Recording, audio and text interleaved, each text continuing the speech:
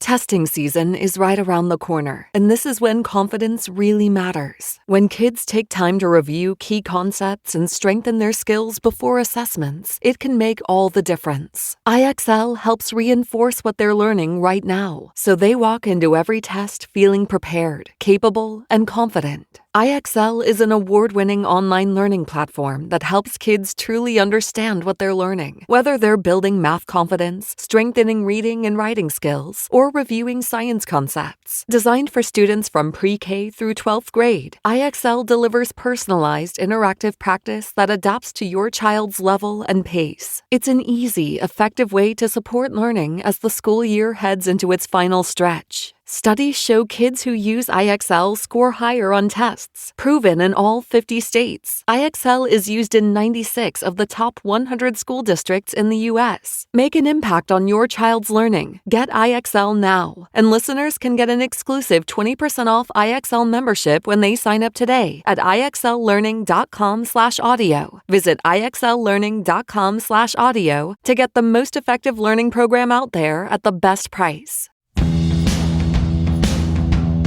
Welcome back to Come Back with a Warrant podcast. I'm Brandon Dinetz. And I'm Monica Ishak. Before we kickstart this week's episode, this is your reminder that this podcast is not legal advice. It's real, unfiltered, and for entertainment purposes only. If you need to speak with a lawyer, call one. Or better yet, call us.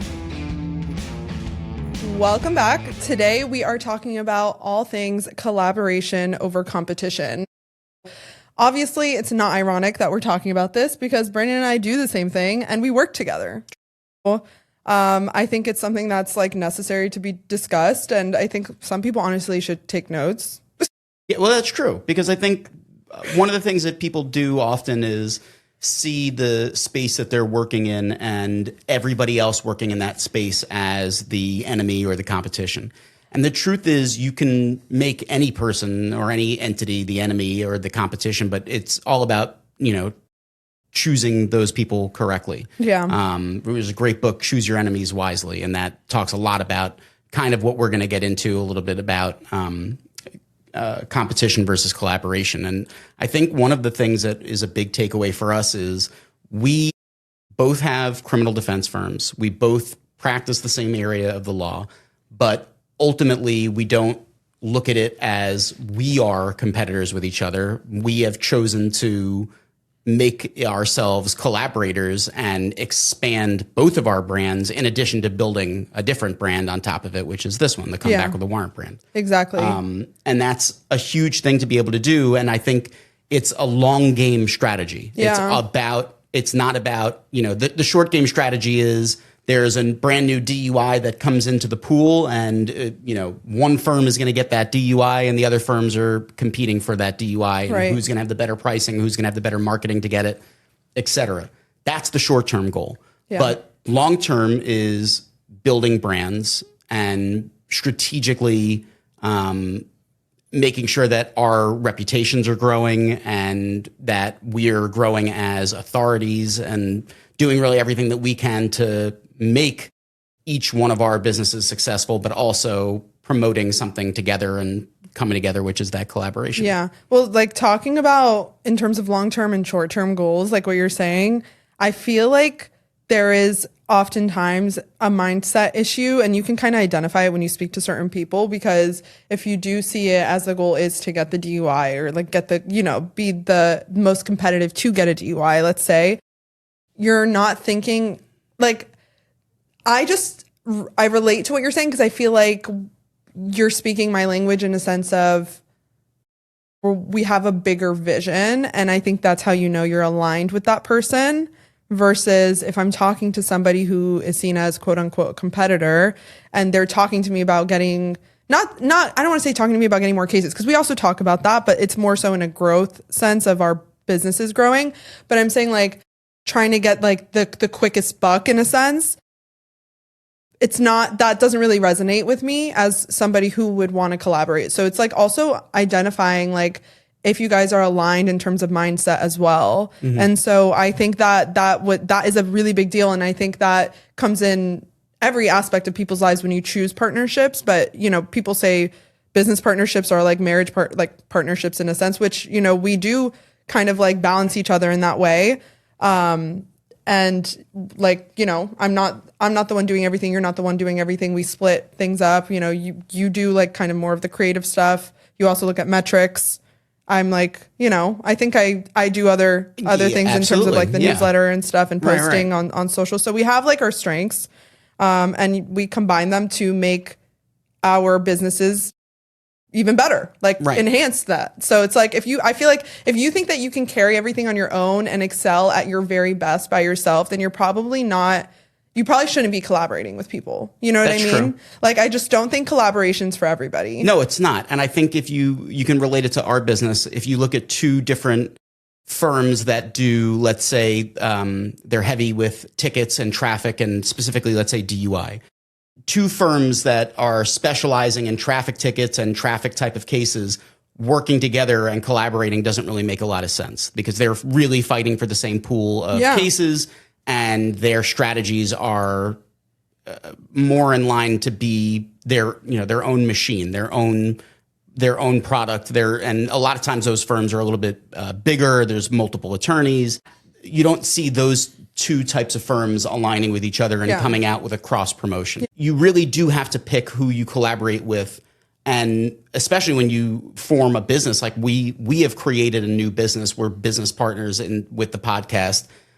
It is important that you have the same goals, the same vision, and the right trust. Because if the idea was, we're working together on a podcast, but if a phone call comes in, like we have to jump out and, make sure one of us gets the case over the other, like that, we wouldn't be able to do this effectively because that would be kind of what's in the back of our minds. And it's just not the way that we do it. And it's not the way that, you see a lot of other lawyers that collaborate and, there's in criminal defense, you do see a good amount of collaboration because solo practitioners will go with each other to trial often. And we even had a case where we almost were in trial together recently. But you'll see different private criminal defense attorneys work together on trials, especially when they're in different jurisdictions, because, if I need help with a case in Tampa, I'm going to contact a lawyer I know in Tampa that knows the players really well, understands the way that the courts and the judges make their decisions in Tampa. And then I can come in with the defense strategies and the mindset that I have and collaborate with that person in order to give a client that's in Tampa the best possible defense, which doesn't mean that I couldn't do it on my own, but I know how much better I can make it for that client. Exactly. Right. So it's like, in order to collaborate, a part of like this mindset shift that I'm talking about is like removing your ego out of it, because obviously, I would love to say that I'm the one that did all the work and like got this success, all by myself. That's like great or whatever. But like, how much better would it be if you have a second set of eyes on the case, someone who can double check out all of your work and maybe give you some suggestions, and vice versa? Like, there are like, I know I'm not perfect, and I know that, I have shortfalls. I make mistakes all the time. And you have to know that and be able to stay in your lane. But if you are not going to be able to take criticism in any way from anybody, why even join forces? You know what I mean? That's true. Like, that's just somebody, if your ego's going to get in the way of anything, you have no business being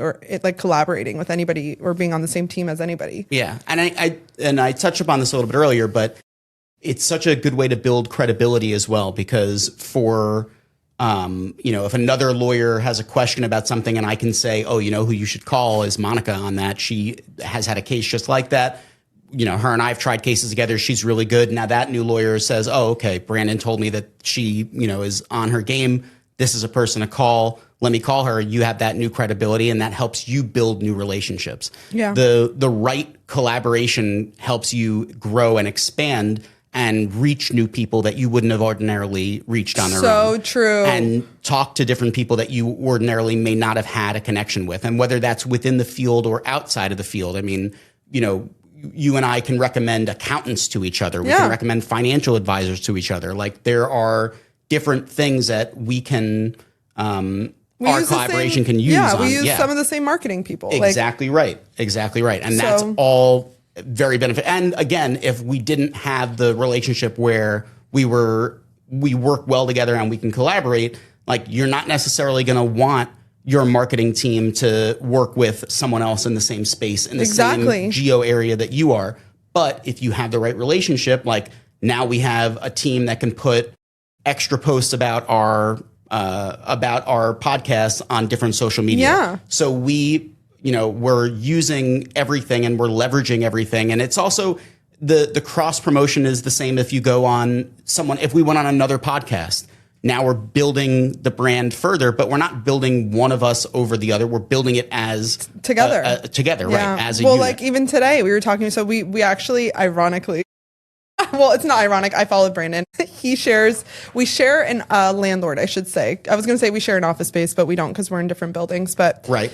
The landlord's the same. And so they have this thing called Member Monday where you can highlight your business. And so I was doing it for mine and I was like, we should do it for the podcast. And I'm sure you will hopefully do it for your business too. Yeah. Well, now that I know about it, of course. Yeah. So even like just being able to find different ways and to even promote ourselves and then each other's businesses and then our shared business is like beneficial to both of us. So I don't ever see it as like I'm hurting my business, or I always see it as like, if you're winning, I'm winning. Yeah, so, and that is a question though, because the wrong collaboration can lead to brand dilution. And if you are if you're hurting your brand with your collaboration, then there's no reason to be doing that. I think that comes into play when you're not aligned.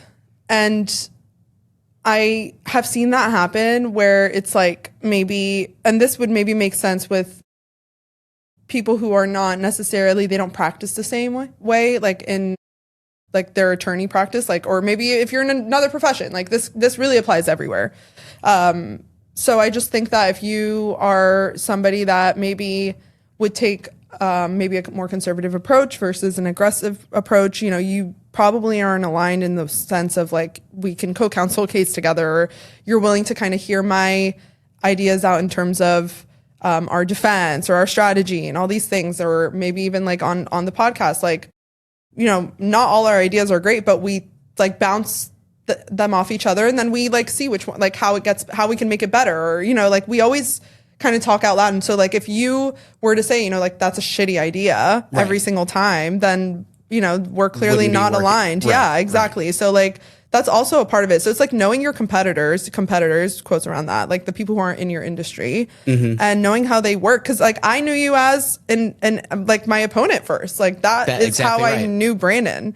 And I never like, obviously we had our moments where we were like, we obviously didn't always agree. We still don't always agree, but it's fine because there was always that like respect between each other. I always thought you were a great attorney. Like I never really thought like anything low of you. There were times where I was maybe frustrated, but that's also, about we were on the opposite side doing jobs. Exactly. That's part of the game. Yeah. So that's the other thing. It's like when you know who's in your industry, you really never know how you're going to end up. Like I would have never guessed if you would have told me in 2019 when I met you that we would be business partners.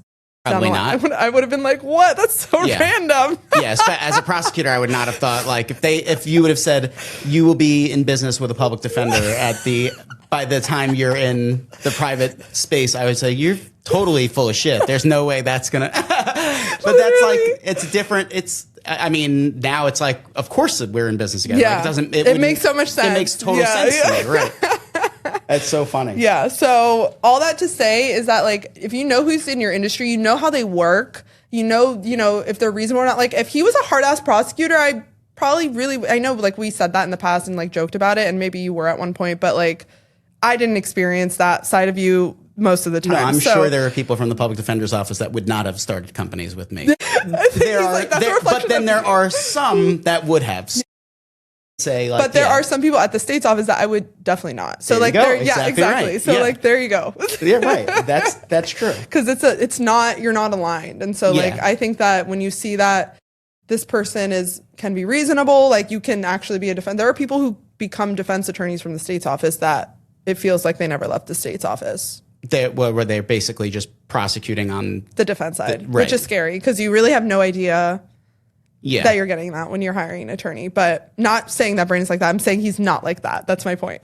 So you heard it here first. So if that was the case, I wouldn't have wanted a business with you. And so that's my point, is that you need to know who's in your industry, how they work, just generally in your work. Right. And if, they're somebody you respect and all those things, because if not, you're never going to succeed. So it's just a matter of making things happen and, moving forward together. But the other thing that has to align is the business models have to align. Oh, yeah. Because if I had a volume practice and you had a practice where all you did was go to trials and you just waited, you took cases from other lawyers when they were primed and ready to go to trial, and that was your whole practice. Like if we were coming from two different types of practices, it would make things a little bit challenging. If I was in the civil space and you were in the criminal space and we were just completely different with the way that our schedules work and everything, like we have similar schedules. We have similar weekly layouts, like how we meet, when we meet our clients versus when we have time to work on the actual case, watch the evidence that we have, write motions, and then work on the podcast. Like we have similar enough schedules that we can say, okay, we can plan to have time to collaborate and do the things that we need to for the podcast. If we had different roles or different jobs, like we wouldn't be able to do that. That's it's not true. the same. And also I was thinking about like, we also both value our brands. And like, I think that's kind of a new lingo for business owners who are especially professional business owners. Cause I think as a professional business owner, you think you need to show up and just be an attorney. And I think that there's so much more to being an entrepreneur in general. Like if you become a business owner, you carry so many roles and you do value like your brand and reputation in the sense of a brand, like how you like the actual marketing term for brand and like how you make people feel and like how your clients feel when you're servicing them and like things like that. Like you actually care about the service you're delivering. And so like, if you have similar brand, like the schedules are aligned, but also like your brand business model is similar, you can work together on things such as this podcast because we value the same things in the business. So I think that like bringing all, like kind of making sure all the cards are aligned in that sense. And this is, people can collaborate in more ways than becoming business partners, right? Like that is the most, I guess, extreme that's example. Right. But you can collaborate like just on a trial, or you can collaborate, just motions. And yeah. I was reading about lawyers, and that was one of the reasons why I gave the example, lawyers in other jurisdictions working together, or lawyers in, if I was reading and I saw that some lawyer had a really great appellate argument for an issue, and I find that I have that issue, I can contact that lawyer and say, hey, I need, some help with this issue, and see if bringing them onto the case is the right move, if having them handle just an appellate issue is the right move.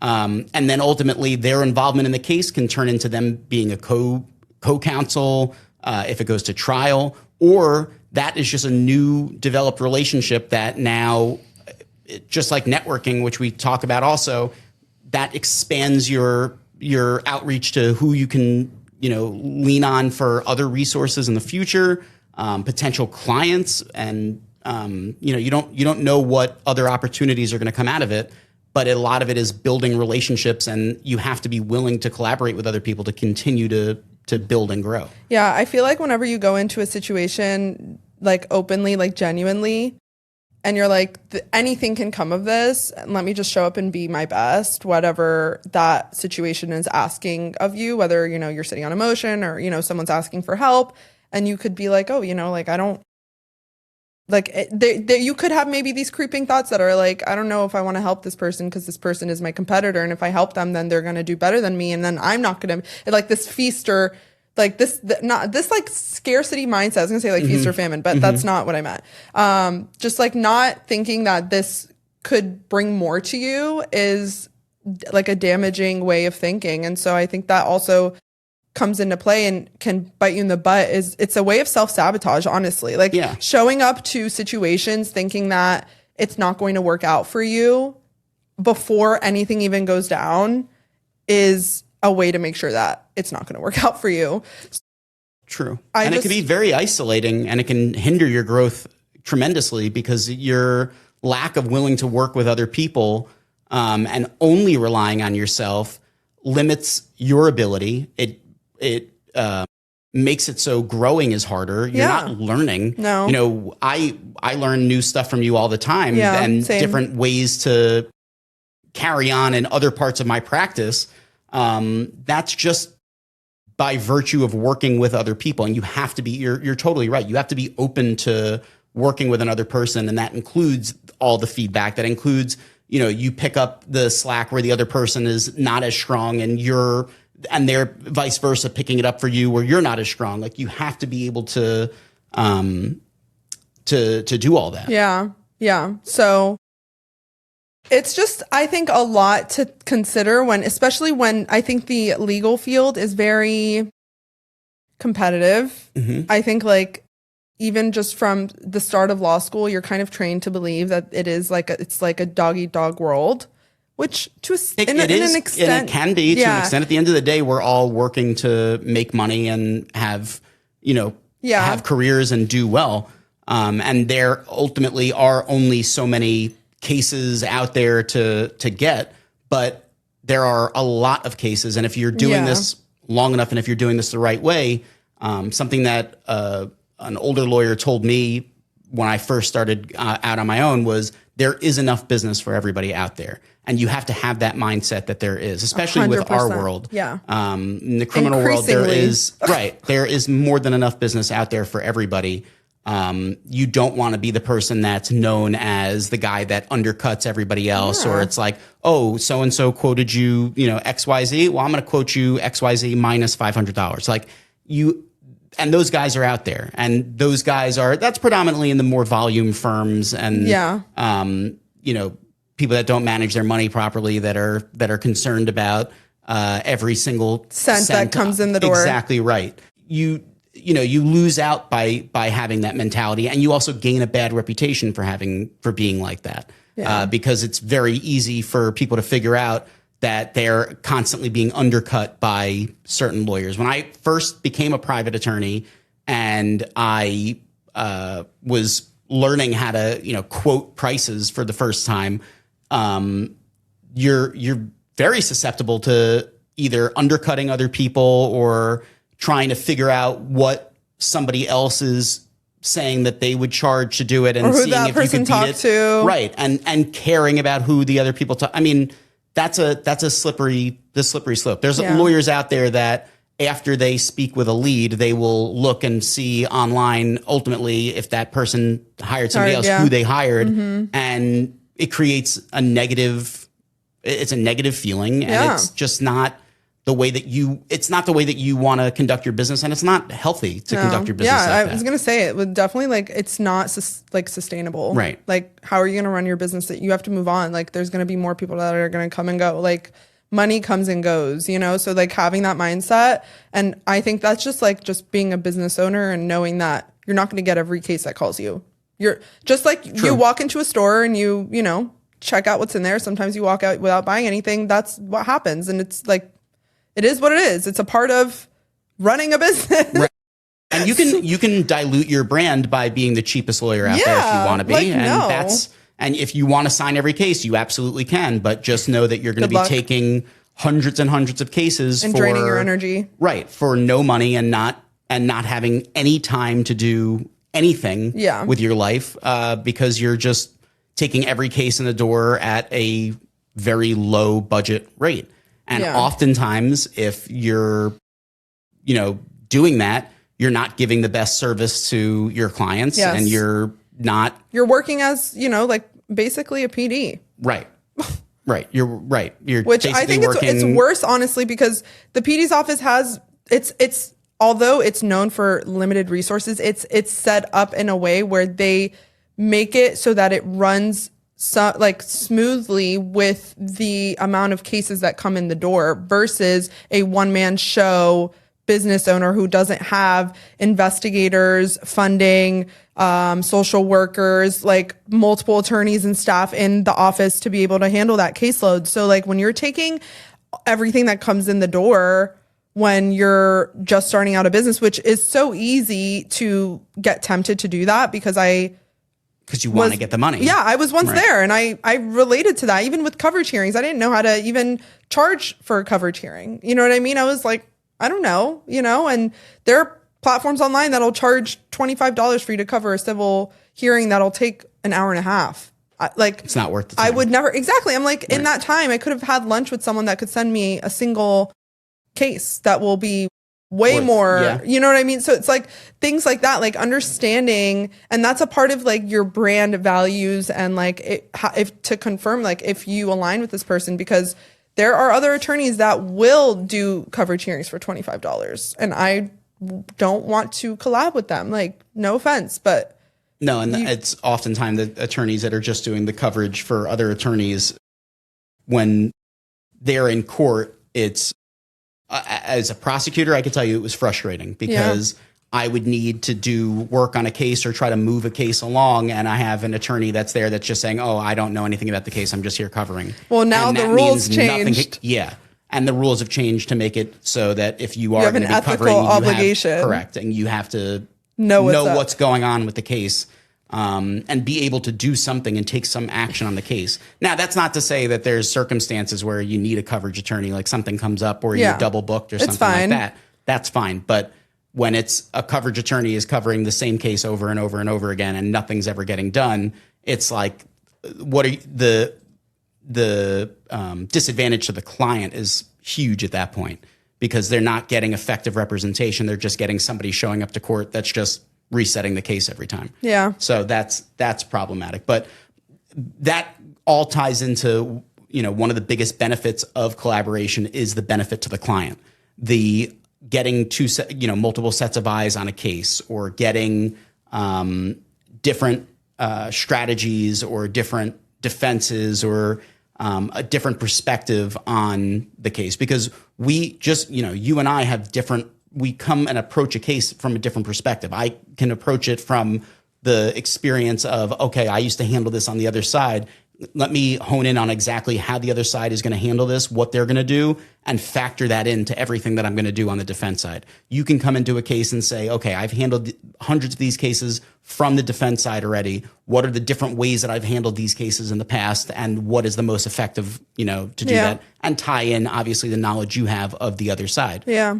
We just can have different approaches and different strategies, and if we're able to give that to one client, that could be tremendous for that client. Yeah. And we've done that before, you and I. So, and honestly, the client was so excited to have two attorneys on the case. And that was something that we weren't even planning for because that was before, or maybe in the very early stages that he hired me when we joined forces. So it ended up that we ended up potentially going to trial on this case.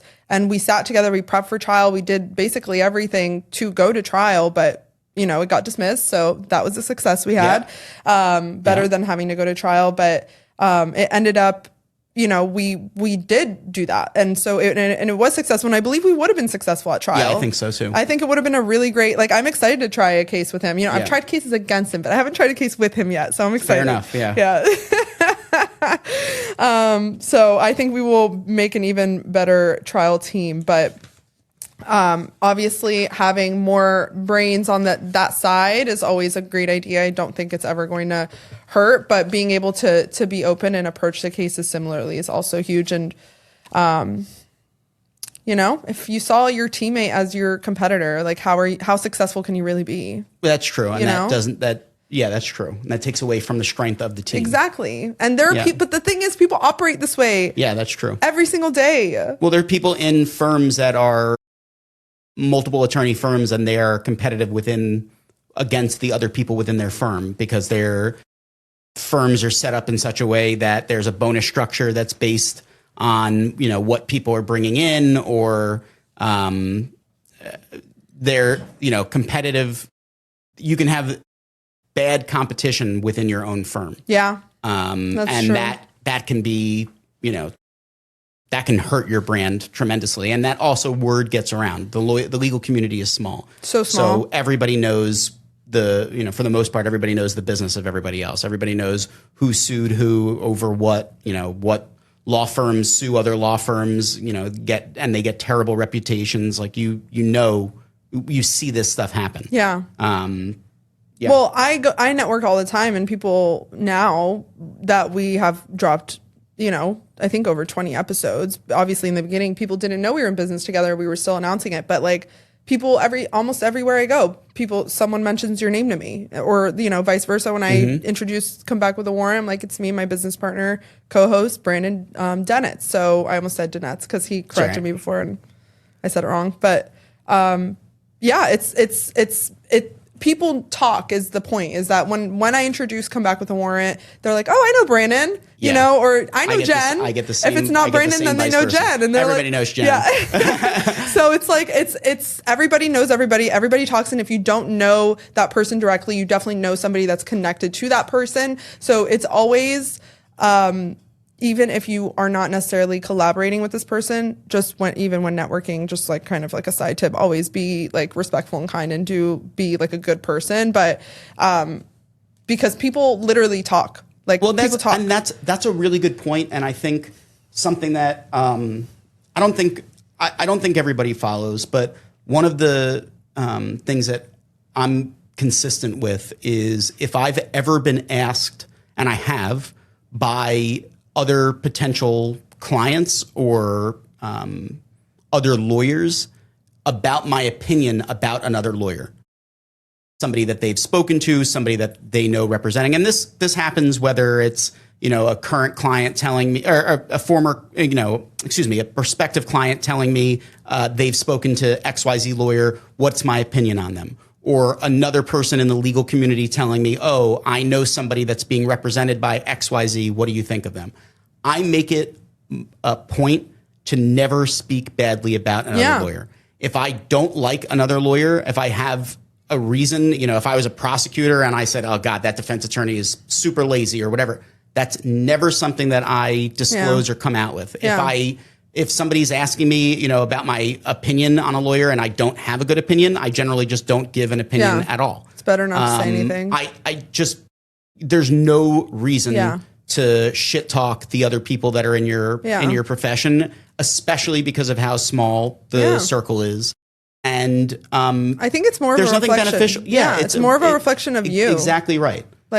Exactly right. And those are usually the people who do end up talking shit, are the people that are in a scarcity mindset because they're concerned about this person leaving or hanging up the phone and going to hire that other person. Right. So I think, again, it's all ties down and comes down to how you operate as an individual, as a business, in your field as an attorney. There are so many things that if you were to operate that way, I wouldn't have wanted to work with you, right. And I'm sure vice versa. Mm-hmm. So I think that being able to approach people and have kind of open conversations and see if they're open to it. I honestly didn't know where this was going to go at all in the beginning. I'm so grateful that I did this. We're just scratching the surface. We're just getting started. We didn't even drop 100 episodes yet. We're still in the baby stages of this business, but I'm just very grateful that we were able to join forces and collaborate and, provide better services to our clients. Those are such great things. And being able to, I know we're not in the same building, but we have the same landlord. And I don't know, that, I feel like it's so cool too. It is cool. Yeah. And it's nice. And anytime I say that we have a company together or I mention your name and the people that already know you, it's that they know I made a good decision. Yeah. And that just doubles down for me because you have such a good reputation. That makes it oh yeah, I did make a great decision. Yeah, you're proud. You're proud of this. Me too. Good I for feel me. that way that too. was smart. That was good decision making on my end. That's I feel that, and that's I will totally say true. I didn't always make the best decisions when it comes to partnerships. Well, fair enough. As a divorced person. Yeah, well, I'm doing pretty good. I've got very good. Thank God. I've got a good work situation. I got a good home situation. So so far I've made these have been good decisions. He can't get it out. I'm just kidding.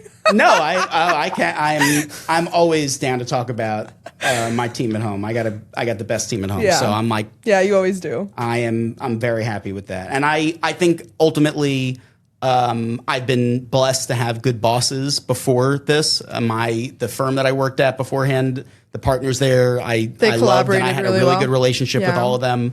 I still do have a good relationship with all of them. There's none of them that I can pick up the phone and call. Anybody that I've worked with before or worked for before, now. I can pick up the phone and call. And even if they are competitors in a sense that they do criminal defense, it's never a concern of mine that that's I have another big deal. thing. Like it's so isolating sometimes to work as a solo. And since we've joined forces, I feel like, and even though I agree with you, I have that support. I can call people from my past that I've worked for. I just think that when you have people that you are in good relationship with in your industry, you can pick up the phone and call them and be like, hey, what would you do in this situation? Or like, can you cover me, you know, for whatever? And like, you know, you just help each other out. It's like so big and it's such a benefit. The benefit to the clients can't be understated because I can pick up the phone and call somebody with a lot more experience than I have or experience in a certain area that I am lacking and feel confident that I'm going to get answers that are ultimately going to benefit my client. They're not answers that I don't think anybody's going to mislead me intentionally or like try to fuck me over. Yeah. Like I'm sure that'll happen eventually, but I've been blessed with working with good people in the past. And, you know, whether it's the boss that I had in law school, who's a big time attorney, or the ones that I worked for after the state attorney's office, I have been, and I would imagine they would all say the same about me, but really good relationships, really good people, and good decisions on my end because, you know. Well, it starts with you and your attitude. So, and that's the whole point of this. So That's true. Yeah. That's so true. you should give yourself some credit. Yeah, exactly.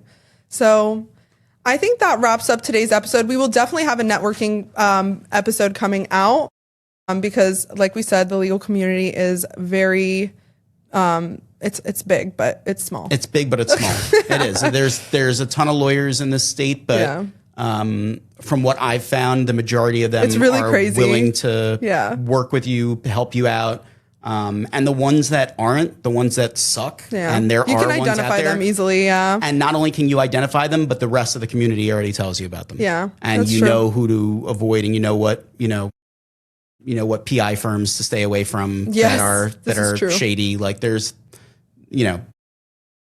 lawyers that are shady in all fields, but I'm in my mind specifically thinking of shady ones. When you said some, I was like, oh, alarming. So, there we go. The names. So no, it's like I said, I don't talk badly about other lawyers. Exactly.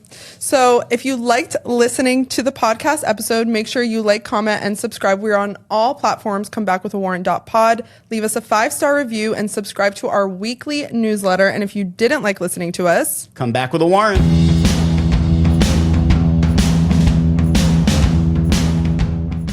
Testing season is right around the corner, and this is when confidence really matters. When kids take time to review key concepts and strengthen their skills before assessments, it can make all the difference. IXL helps reinforce what they're learning right now, so they walk into every test feeling prepared, capable, and confident. IXL is an award-winning online learning platform that helps kids truly understand what they're learning. Whether they're building math confidence, strengthening reading and writing skills, or reviewing science concepts. Designed for students from pre-K through 12th grade, IXL delivers personalized, interactive practice that adapts to your child's level and pace. It's an easy, effective way to support learning as the school year heads into its final stretch. Studies show kids who use IXL score higher on tests, proven in all 50 states. IXL is used in 96 of the top 100 school districts in the U.S. Make an impact on your child's learning. Get IXL now. And listeners can get an exclusive 20% off IXL membership when they sign up today at IXLlearning.com/audio. Visit IXLlearning.com/audio to get the most effective learning program out there at the best price.